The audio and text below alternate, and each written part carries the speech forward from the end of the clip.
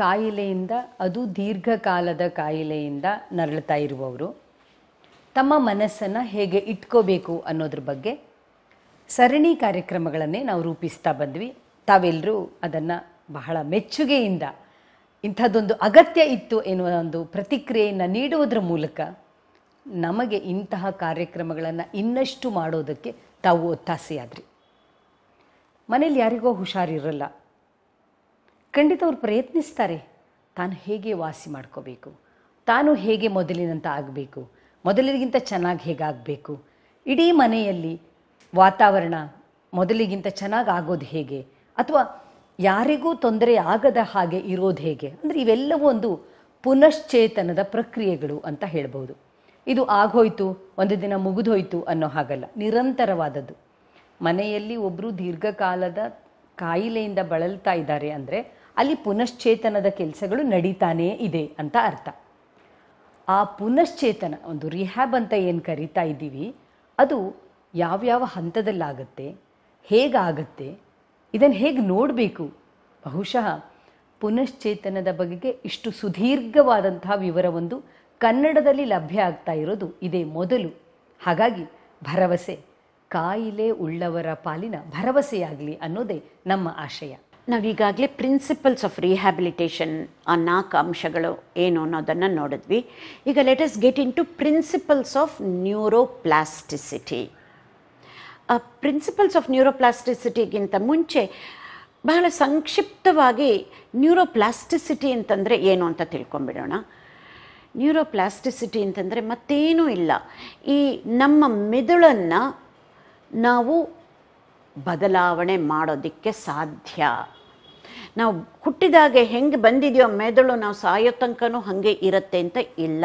ಒಂದು ಹಳೆ ಗಾದೆ ಇದೆಯಲ್ಲ ಸುಧಾ, ನೀನು you cannot teach an old dog new tricks ಅನ್ನೋದನ್ನು, ಅದು ಖಂಡಿತ ಸುಳ್ಳಾಗಿಸಿದೆ. ಈ ಅರ್ಥ ಮಾಡಿಕೊಂಡ್ರೆ ನ್ಯೂರೋಪ್ಲಾಸ್ಟಿಸಿಟಿ ಏನು ಅನ್ನೋದನ್ನು ಅರ್ಥ ಮಾಡಿಕೊಂಡ್ರೆ ಆ ಗಾದೆ ಸುಳ್ಳಾಗಕ್ಕೆ ಸಾಧ್ಯ.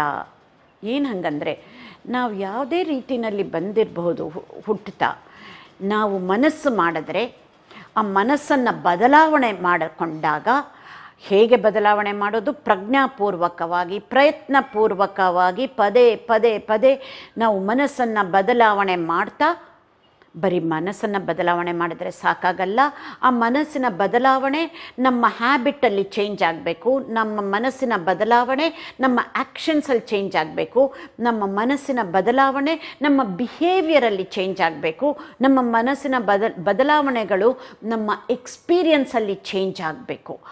ಆದಾಗ ನಮ್ಮ ಮೆದುಳೇ ಚೇಂಜ್ ಆಗತ್ತೆ. ಈ ಹೆಂಗೆ ಬಿಹೇವಿಯರ್ನ ಚೇಂಜ್ ಮಾಡ್ಕೊಳ್ಳೋದು ಅನ್ನೋದು ನೆಕ್ಸ್ಟ್ ಪ್ರಿನ್ಸಿಪಲ್ಸ್ಗೆ ಬರುತ್ತೆ, ಪ್ರಿನ್ಸಿಪಲ್ಸ್ ಆಫ್ ಬಿಹೇವಿಯರ್ ಸ್ಯೂಟಿಕಲ್ಸ್, ಅದು ಆಮೇಲೆ ನೋಡೋಣ ಅಂತೆ. But coming back to neuroplasticity, ನಮ್ಮ ಮನಸ್ಸನ್ನು ನಾವು ಬದಲಾವಣೆ ಮಾಡಿಕೊಂಡಾಗ, ಪ್ರಯತ್ನಪೂರ್ವಕವಾಗಿ ಪ್ರಜ್ಞಾಪೂರ್ವಕವಾಗಿ ಬದಲಾವಣೆ ಮಾಡಿಕೊಂಡಾಗ, over a period of time ನಮ್ಮ ಮೆದುಳೇನೇ ಬದಲಾವಣೆ ಆಗತ್ತೆ. ಈ ಮೆದುಳು ಬದಲಾವಣೆ ಆಗೋ ಸಾಧ್ಯತೆಗೆ ಹೆಸರೇನೆ ನ್ಯೂರೋಪ್ಲಾಸ್ಟಿಸಿಟಿ ಅಂತ. ಅಷ್ಟು ಸುಲಭವಾಗಿ ತಿಳ್ಕೊಳ್ಳೋಣ. ಹಾಗಾದರೆ ಈ ನ್ಯೂರೋಪ್ಲಾಸ್ಟಿಸಿಟಿಗೂ 4 ಪ್ರಿನ್ಸಿಪಲ್ ಇದೆ. ಏನು ಅನ್ನೋದನ್ನು ತಿಳ್ಕೊಳ್ಳೋಣ. ಏನು? This brain of ours can change first of all, and it can change at any age. This brain of hours, ಈ ಮೆದುಳು ನಾವು ಬದಲಾವಣೆ ಮಾಡ್ಕೋಬೋದು, ಯಾವ ವಯಸ್ಸಿನಲ್ಲಾದ್ರೂ ಬದಲಾವಣೆ ಮಾಡ್ಕೊಳ್ಬೋದು. ಖಂಡಿತ ಚಿಕ್ಕವರಾದಾಗ ಫಾಸ್ಟಾಗಿ ಆಗತ್ತೆ, ವಯಸ್ಸಾದಾಗ ಇನ್ನೊಂದು ಸ್ವಲ್ಪ ಜಾಸ್ತಿ ಪ್ರಯತ್ನ ಹಾಕಬೇಕಾಗತ್ತೆ ಅಷ್ಟೇ.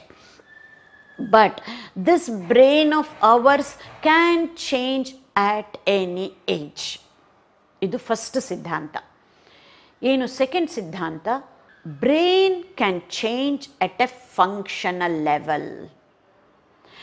ನಮ್ಮ ಆಲೋಚನೆಗಳನ್ನು ಬದಲಾವಣೆ ಮಾಡಿಕೊಂಡ್ರೆ ಪ್ರತಿಯೊಂದು ಆಲೋಚನೆಯೂ ಒಂದು ಕೆಮಿಕಲ್ ರಿಲೀಸ್ ಆಗುತ್ತೆ, ಆ ರಿಸೆಪ್ಟರ್ ಚೇಂಜ್ ಆಗುತ್ತೆ, ಆ ನ್ಯೂರೋಕೆಮಿಸ್ಟ್ರಿ ಚೇಂಜ್ ಆಗುತ್ತೆ. Change in the neurochemistry because how the mind changes, how the thoughts can change, how our feelings can change. ಇದನ್ನೇ ನಾವು ಫಂಕ್ಷನಲ್ ನ್ಯೂರೋಪ್ಲಾಸ್ಟಿಸಿಟಿ ಅಂತ ಅನ್ನೋದನ್ನು ಈಸಿಯಾಗಿ ಅಂದ್ಕೊಳ್ಬೋದು. Brain changes at the functional level.